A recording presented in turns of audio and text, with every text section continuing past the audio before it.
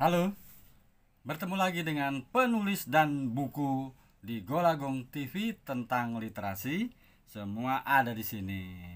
Sekarang masih membahas buku Afternoon Tea Stories dari teman-teman para penulis.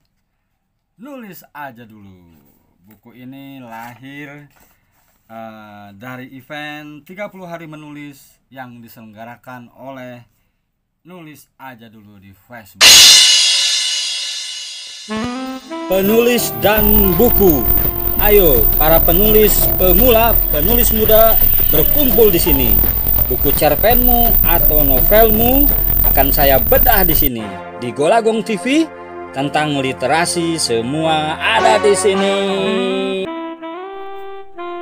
Buku Afternoon Tea Stories ini ada 28 penulis dengan temanya Slice of Life. Ketika saya baca, sekali lagi saya ingatkan ini bagian kedua, dan di covernya tidak disebutkan ini antologi cerita pendek kah atau antologi kisah nyata, tapi di kata pengantarnya dituliskan bahwa komunitas Nulis Aja Dulu membuat kegiatan berdasarkan karya Survival Challenge 30 hari menulis non-stop dengan tema Slice of Life. Slice of Life itu di webtoon ya, saya pernah baca itu tentang penggalan hidup. Jadi anggap saja ini peristiwa-peristiwa di kehidupan kita berdasarkan kisah nyata kah atau hanya imajinasi. Kemudian nulis aja dulu soal bagus, baik, jelek, biasa-biasa saja, kesampingkan dulu. Yang penting nulis.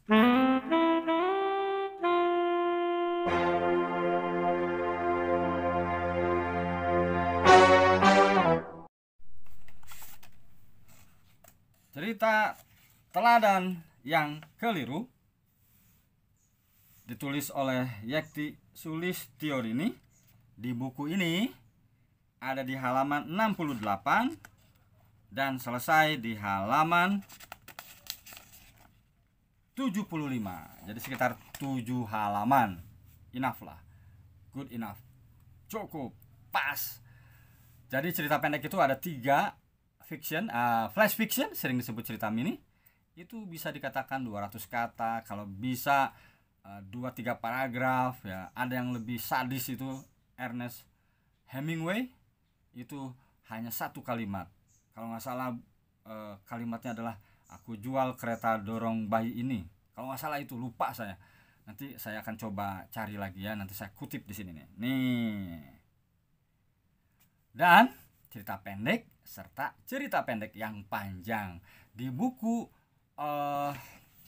Afternoon Tea Story ini ada yang 20 halaman, jadi long short story. Ada yang 3 halaman, juga enough lah untuk sebuah cerita pendek. Nah, di buku ini Afternoon Tea Story ini tidak dilabeli kumpulan cerita pendek, tapi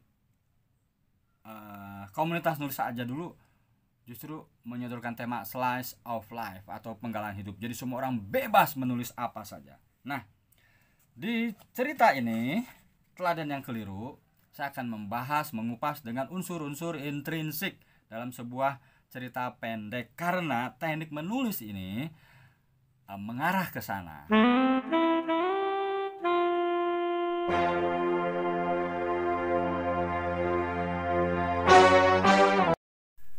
Nah, ini dia cerita pendek. Jadi saya sudah membaca 7 cerita pendek. Yang ini judulnya Teladan yang Keliru. Yekti Sulistiorini. Oke. Ini menarik cerita ini ya. Teknik menulisnya sih cerita pendek. Dan yang disebut oleh Plato bahwa cerita fiksi itu adalah mimesis, walaupun saya tidak bisa mengklaim ini adalah cerita fiksi ya. Penulis saya yang harus klarifikasi. Tapi saya mau coba rujukan dari Plato bahwa cerita-cerita fiksi itu adalah mimesis tiruan dari kehidupan sehari-hari. Nah, teladan yang keliru ini sinopsisnya adalah tentang ini aku juga ya, point of view-nya aku. Aku yang kemudian, ini terpaksa spoiler ya, aku yang kemudian di ending cerita, walaupun sebetulnya endingnya sudah bisa kita tebak ya, tapi tidak apa-apa. Halus sekali si penulis ini membawa kita ke perilaku menyimpang dari seorang anak bernama Yudi. Jadi karena persoalan kekerasan rumah tangga ya, banyak sekali perilaku menyimpang itu, dari misalnya kenapa transgender terjadi, karena memang perilaku menyimpang ini dipupuk oleh orang tua mereka tanpa sadar. Nah, di teladan yang keliru, Yakti Sulistyo ini menceritakan bagaimana si ayah selalu melakukan tindakan kekerasan kepada ibunya yang diintip oleh Yudi kecil atau dipergoki oleh Yudi kecil, sehingga dia kemudian dalam benaknya, dalam anak kecilnya menjadi tidak menyukai laki-laki, terutama figur ayahnya, dan dia mendambakan figur ibunya, sehingga dia mempersonifikasikan ya dirinya seolah-olah dirinya ingin seperti ibunya, sabar. Dan di mata tokoh anak kecil ini ibunya itu sempurna. Dan diperlihatkan si anak ini selalu ketakutan ketika ketemu bapaknya. Bahkan ketika dia bermain dengan teman-teman perempuannya, dia menjadi tokoh yang dimarginalkan karena dia laki-laki ya, selalu disuruh-suruh, tapi dia justru nyaman karena posisi dia di komunitas perempuan itu selalu diandalkan, misalnya naik pohon, ngambil buah-buahan. Nah, Yudi inilah kemudian menjadi andalan. Nah, ini sebetulnya cerita ini sering ditulis dan sudah biasa terjadi di lingkungan kita, bagaimana ada satu gender yang mulai berjuang ingin diakui sekarang ya, LGBT itu. Nah, endingnya ini disebutnya open ending, silahkan pembaca meneruskan. Jadi si penulis cukup baik di sini, tidak ingin menghakimi. Saya baca 2 paragraf terakhir ya. Aku memilih lipstik yang warnanya bagus, lalu menyongkel dengan jariku. Saat aku tengah memoles bibirku dengan lipstik, itulah ibu datang. Ibu terpaku di pintu, matanya terbelalak dan langsung menjerit. Yudi, apa yang kamu lakukan? Selesai, tamat. Nah, saya ingin membahas soal point of view aku. Di sini cukup hati-hati si penulis, karena tokoh aku itu memang sepihak sebetulnya ya. Dia menuliskan tentang apa yang diketahui oleh akunya. Jadi si penulis dan aku itu harus tersambung ya. Jadi si penulis bisa melakukan apa saja pada tokoh aku karena dia tahu banyak. Tapi dia harus hati-hati terhadap tokoh yang lain, tidak boleh masuk ke perasaannya. Dia hanya boleh menuliskan apa yang dilihatnya. Dan ini siapa, Ayu Yakti Sulistyo ini sudah cukup baik. Misalnya gini, ibu terpaku di pintu. Nah, itu udah betul. Kalau dia misalnya menulis begini, ibu terpaku di pintu, hatinya hancur, perasaannya tercobek, tersabik-cabik. Nah, itu sudah terlalu jauh. Jadi ini cukup baik. Ibu terpaku di pintu, matanya terbelalak dan langsung menjerit. Jadi si penulis memang hanya menuliskan apa yang dilihatnya saja. Biarkan pembaca menafsir, kecuali ada dialog. Nah, dalam dialog itu boleh kalau nanti diteruskan, hati ibu hancur nak. Nah, hati ibu seperti dirobek-robek. Nah, itu boleh. Oke, selamat buat siapa ini namanya, lupa aja saya. Tokohnya teladan yang keliru, Yakti Sulistyo ini. Selamat. Tingkatkan lagi perdalam unsur intrinsik dan ekstrinsik dalam sebuah karya sastra, karena itu adalah modal seorang penulis.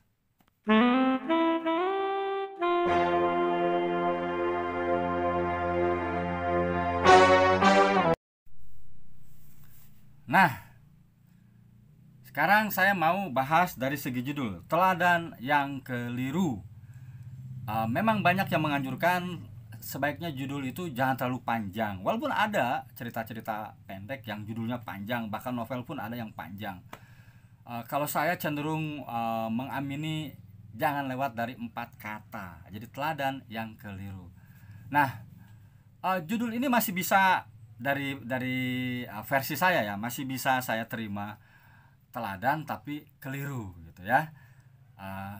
Memang paling disarankan judul itu jangan memberitahu tokoh ini namanya Yudi. Boleh saja misalnya judulnya Yudi, sehingga orang bertanya-tanya, apa sih judulnya kok Yudi, siapa dia. Tapi ini soal selera ya. Jadi teladan yang keliru juga dari segi judul is okay. Masih ada rasa penasaran dari pembaca.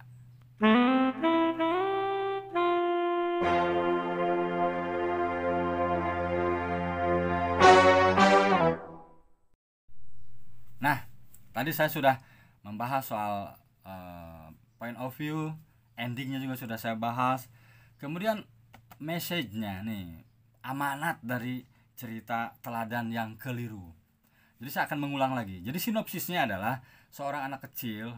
Jadi cerita pendek ini cukup agak panjang waktunya ya, walaupun sebetulnya disarankan pada satu momen saja.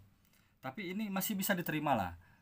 Cerita ini masih bisa diterima. Jadi menceritakan sinopsisnya, seorang anak kecil Yudi dari sejak lahir sudah dihadapkan pada persoalan rumah tangga yang ruwet dari ayah ibunya. Jadi ayahnya pemabuk, tukang judi, ya karakter tokoh yang klise sebetulnya, tapi tidak apa-apa, masih bisa diolah.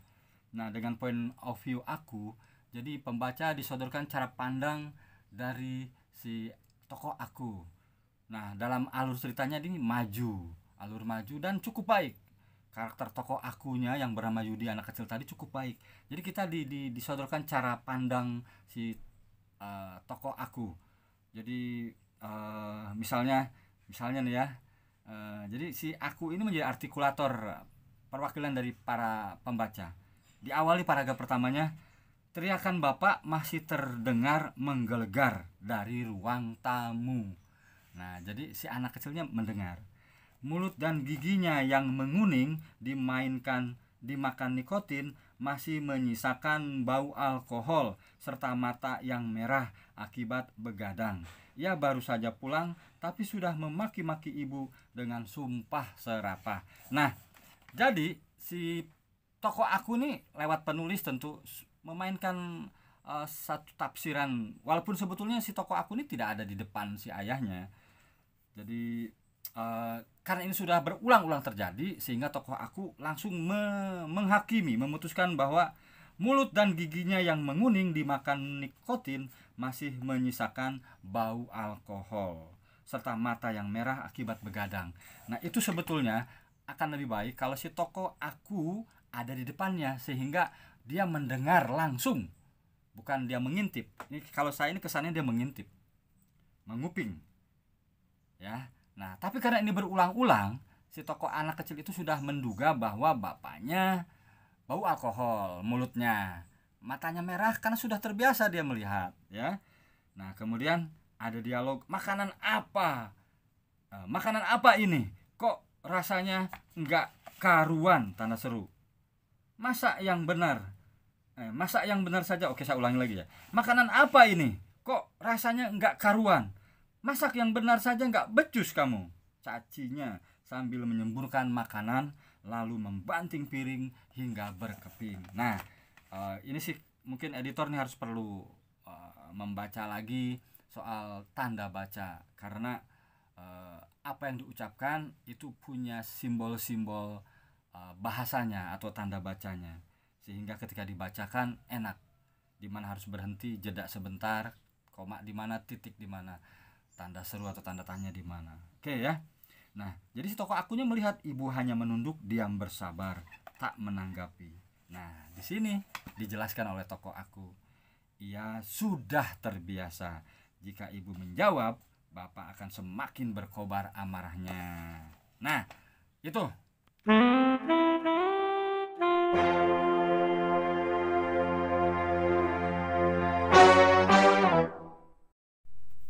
lanjutkan lagi soal amanah tadi.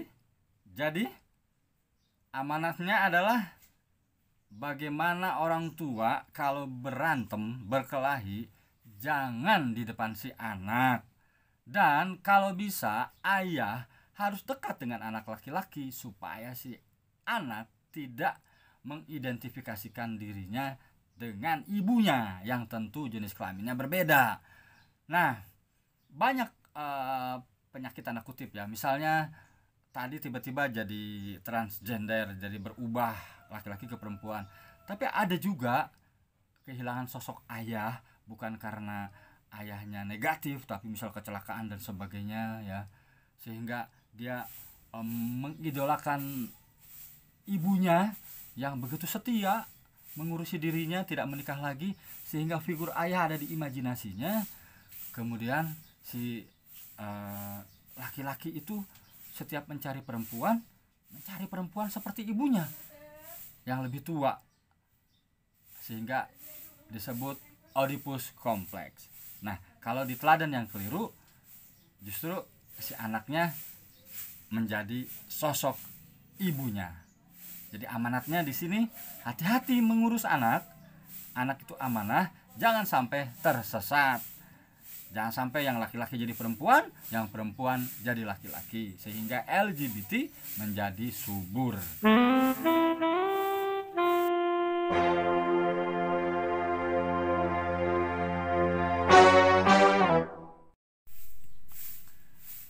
Terima kasih sudah menonton Golagong TV tentang literasi. Semua ada di sini. Saya akan terus membahas buku-buku yang diterbitkan oleh komunitas atau penulis-penulis yang memang bermimpi ingin jadi penulis profesional. Mudah-mudahan ilmu yang atau pengalaman yang saya punya ini bisa bermanfaat buat semua. Salam literasi.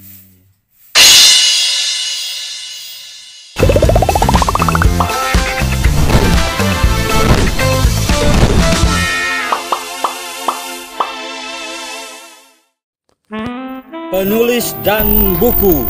Ayo para penulis pemula, penulis muda berkumpul di sini. Buku cerpenmu atau novelmu akan saya bedah di sini. Di Golagong TV tentang literasi semua ada di sini.